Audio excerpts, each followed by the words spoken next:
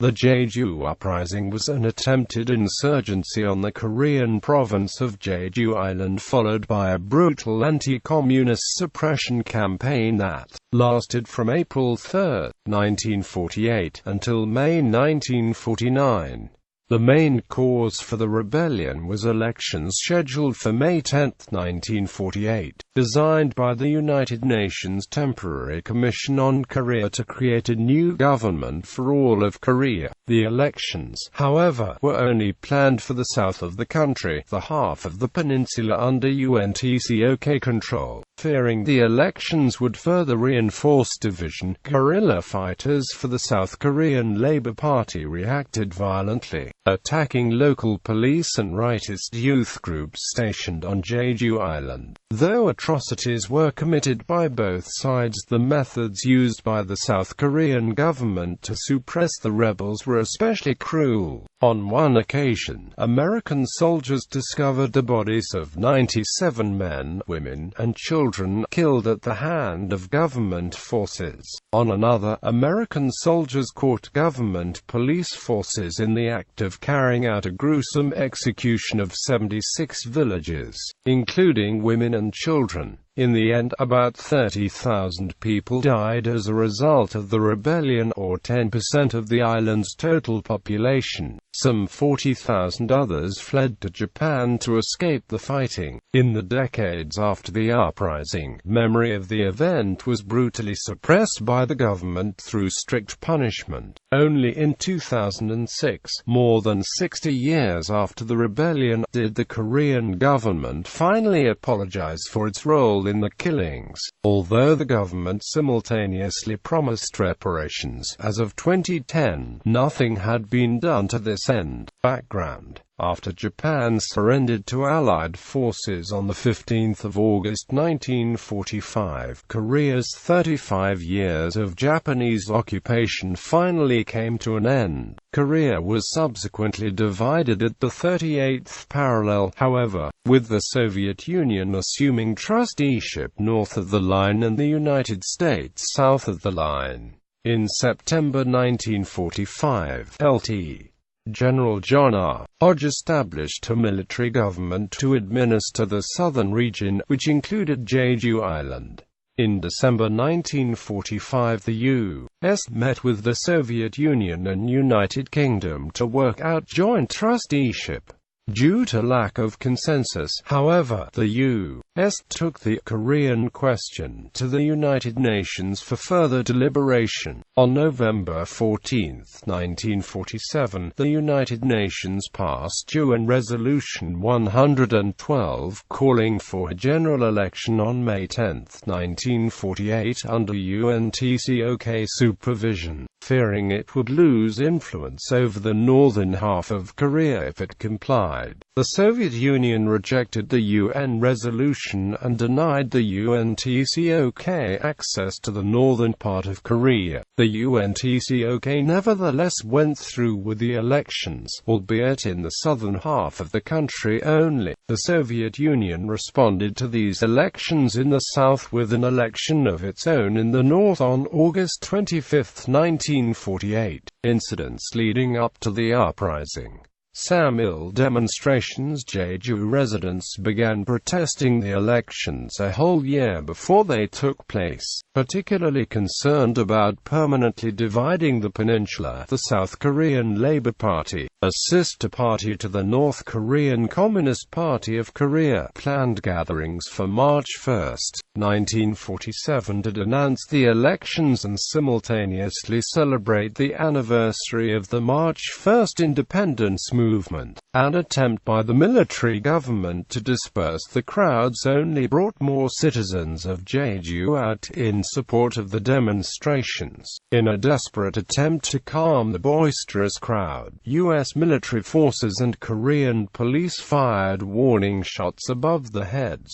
Although these shots successfully pacified the demonstrators, one struck and killed a 6-year-old child. Cheongman jail incident. On March 8, 19 1947, a crowd of about 1,000 demonstrators gathered at the Chongmyan jail, demanding the release of SKLP members the military government had arrested during the Samil demonstrations. When the demonstrators started throwing rocks and subsequently rushed the jail, the police inside shot at them in a panic, killing 5. In response, SKLP members and others called on the military government to take action against the police officers who fired on the crowd. Instead, 400 more police officers were flown in from the mainland, along with a radical anti-leftist group called the Northwest Youth Group, to help maintain order. Although both groups employed violent and harsh tactics in the suppression of the locals, the actions of the Northwest Youth Group was borderline terroristic. Considering 20% of Jeju's population were SKLP members and another 80% of the population were SKLP sympathizers, the arrival of these radical rightist groups and additional military police forces increased tensions on the Jeju Island dramatically. The February 1948 general strike. As the May 10, 1948 elections approached, SKLP leaders hardened in their opposition to the involvement of UNTCOK in Korean affairs. In January 1948, Pak Hon-yong, the leader of the SKLP, called on SKLP members south of the 38th parallel to oppose the elections with violence. On Jeju, SKLP members responded to this call by attacking government installations and engaging with police forces in open conflict. These engagements between SKLP guerrillas and rightist groups and police continued through March 1948. Rebellion. Although skirmishes had been taking place on Jeju Island since early 1947, April 3,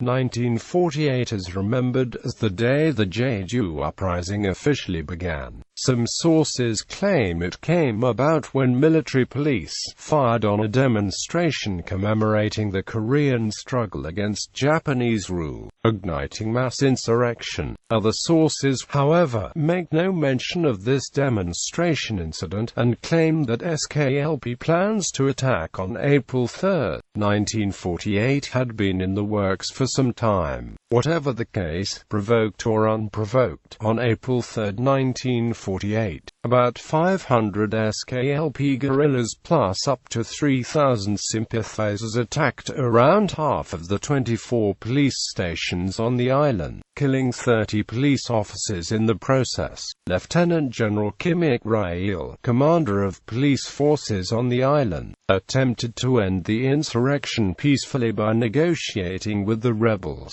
He met several times with rebel leader Kim Dal-sam of the SKLP, but neither side could agree on conditions. The government wanted a complete surrender and the rebels demanded disarmament of the local police, dismissal of all governing officials on the island, prohibition of paramilitary youth groups on the island and reunification of the Korean peninsula. In the wake of these failed peace negotiations, the fighting continued. The military government responded to guerrilla activity by deploying police companies, each 1,700 strong, for the main and southern provinces to Jeju Island.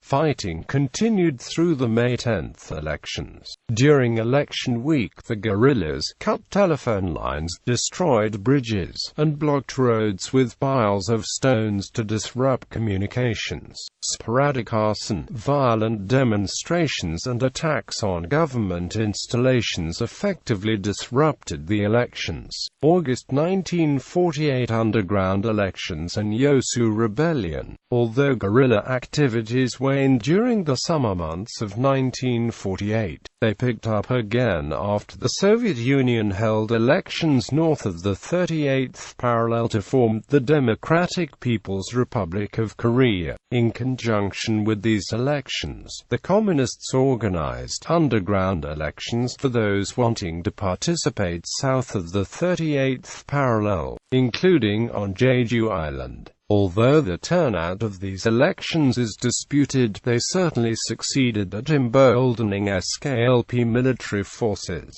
In the months following the elections, conditions got so bad, Republic of Korea officials decided to send the 14th Regiment, stationed near the southern port city of Yasu, to Jeju Island to assist counter-guerrilla efforts, not wanting to murder the people of Jeju. However, these troops rebelled on October 20, 1948, just as they were preparing to depart. Embarrassed by this incident, Syngman Rhee, the newly elected president of the ROK, intensified the government's efforts to stamp out the rebellion. On November 17, 1948, Syngman Rhee proclaimed martial law in order to quell the rebellion. During this period, ROK police forces engaged in unspeakable atrocities. One report describes the events of December 14, 1948 in a small Jeju village. ROK attacked the village and captured many young men and girls.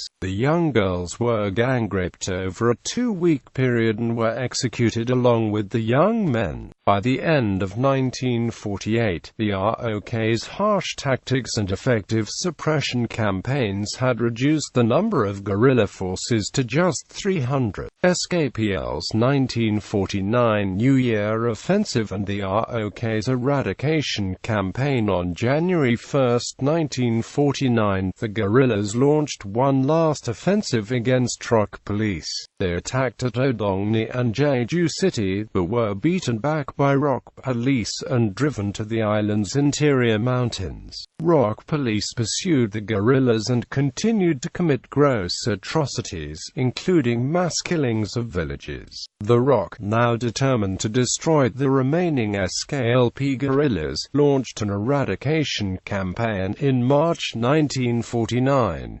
During the campaign, 2,345 guerrillas and 1,668 civilians were killed. With the campaign now effectively over, the ROK held elections on Jeju Island to fill the province's empty seats in the National Assembly. Jeju Island was now effectively and symbolically under ROK jurisdiction. American involvement. At the time of the uprising, the island was controlled by the United States Army military government in Korea. Only a small number of Americans were present.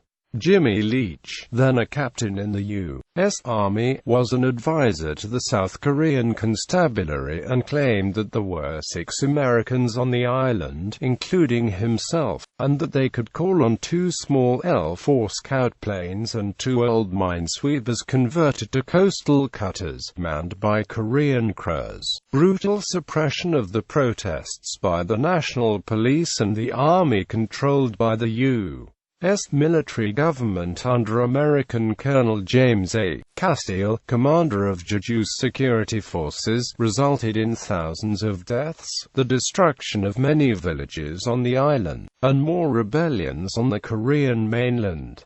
Rather than dealing with the cause of the issue, sparked by the shooting of civilians by police, the U.S. military dispatch to Jeju was quick to conclude that it was a communist uprising and declared Jeju a red island. By spring of 1949, 4 South Korean Army battalions arrived and joined the local constabulary, police forces, and extreme right-wing Northwest Youth Association partisans to brutally suppress protests. The combined forces quickly destroyed or disabled most of the remaining rebel forces. On August 17, 1949, the leadership of the movement fell apart following the killing of major rebel leader Yasu.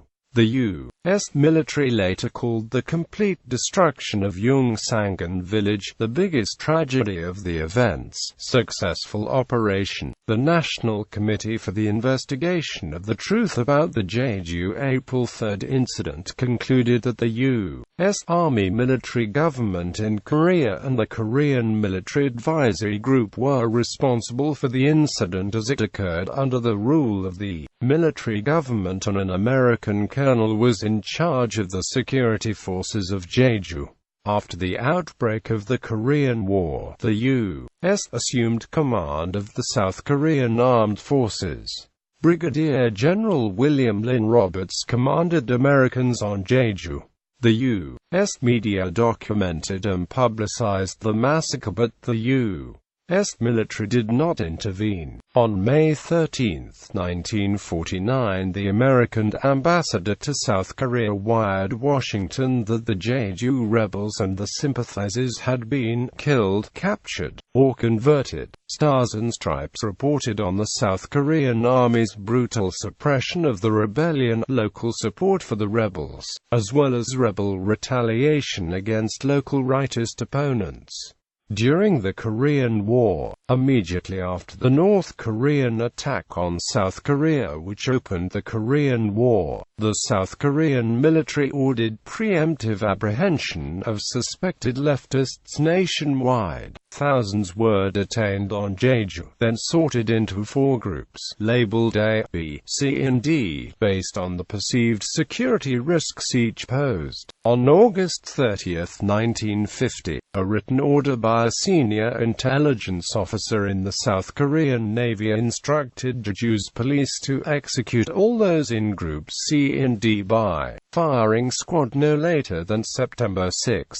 In March 1950, North Korea sent thousands of armed insurgents to resuscitate the guerrilla fighting on Jeju, but by this time the South Korean army had become particularly adept at counterinsurgency and squashed the new insurgency in only a few weeks.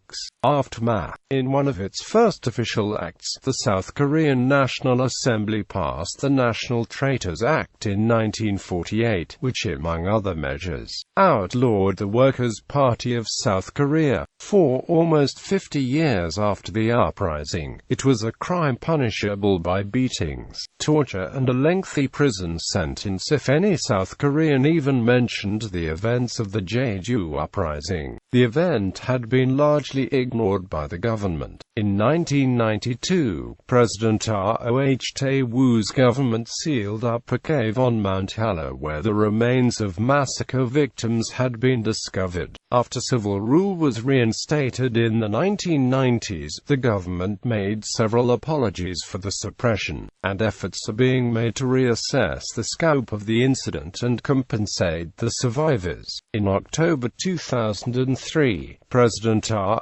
Moo-hyun apologized to the Jeju people for the brutal suppression of the uprising, stating, "Due to wrongful decisions of the government, many innocent people of Jeju suffered many casualties and destruction of their homes." Quote, Roh had made the first apology as South Korean president for the 1948 massacre. In March 2009, the Truth and Reconciliation Commission revealed that at least 20,000 people jailed for taking part in the popular uprisings in Jeju, Yasu and Suncheon, or accused of being communists, were massacred in some 20 prisons across the country. When the Korean War broke out, the commission reported 14,373 victims, 86% at the hands of the security forces and 13.9% at the hands of armed rebels, and estimated that the total death toll was as high as 30,000. Some 70% of the island's 230 villages were burned to the ground and over 39,000 houses were destroyed. Of the 400 villages before the uprising, only 170 remained afterwards. In 2008, bodies of massacre victims were discovered in a mass grave near Jeju International Airport.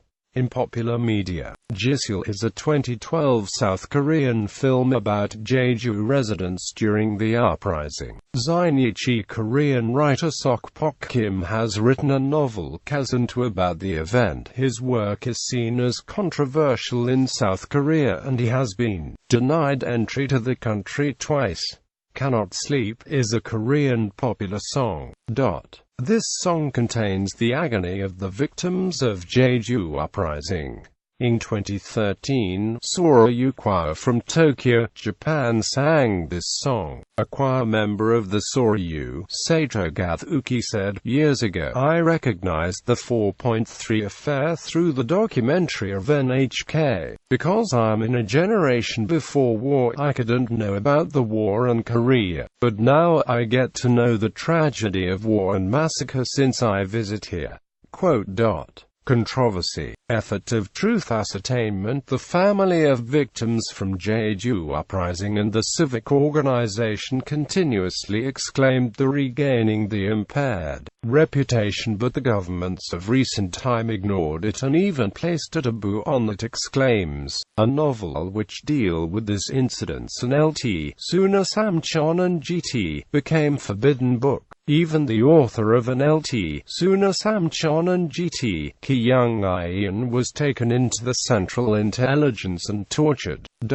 However, November 23, 1998, after the democratization, a former President Kim Dae-jung made a statement that Jeju Uprising was a communism rebellion, but there are a lot of people who died under a false accusation innocently, so now we have to reveal the truth and we have to make them clear their false charge. And then, on December 26, 1999, the National Assembly passed the bill, a special law for the Jeju Uprising truth ascertainment and the regaining impaired reputation of the victims, and next January 12, 2000, the National Assembly legislated and proclaimed the special laws of the Korean government started to find the truth of Jeju Uprising. By that governmental movement, it could be possible to expand the human right of the people who live in Jeju and made Korean democracy more developed. On October 15, 2003, a Truth Ascertainment Committee of April 4 Jeju Uprising was composed by the special law, and the committee ascertained the fact-finding report of Jeju Uprising. By the opinion of the committee on October 31, 2003, former President Roh Moo-ae-in admitted that it was a massive sacrifice by the government power and made a public apology to the people of Jeju on behalf of the Republic of Korea. On January 17, 2014, the Korean government made an advanced legislation notice that make the every April 3 to the Jeju Uprising Memorial through the cabinet meeting.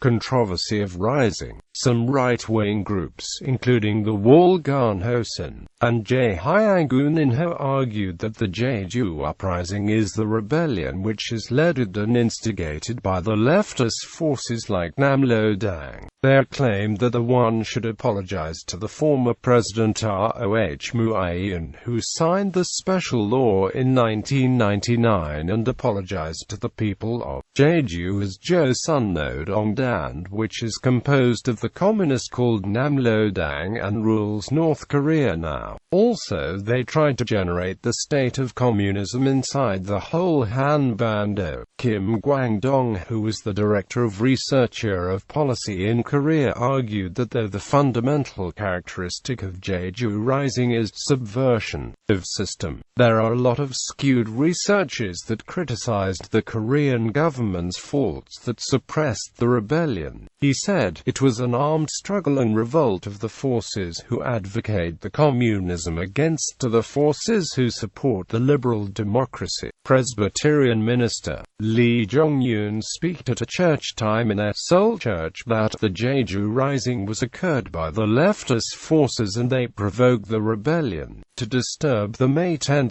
general election.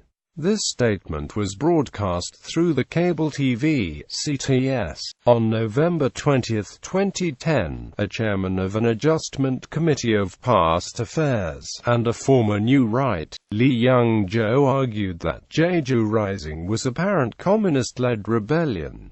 Controversy about a legality of martial law. There are controversies about a legality of a martial law which took effect in November 17, 1948, One side that thinks it is illegal argued that effectuating martial law before the enactment of martial law is illegal by the first Constitution of Korea. The other side argued that there already existed the martial law of Japanese colonial era, so there are any violence of the effectuating martial law. This part continued before August 15, 1948 and after the Korean government formation, so it could be differently interpreted by each point of view.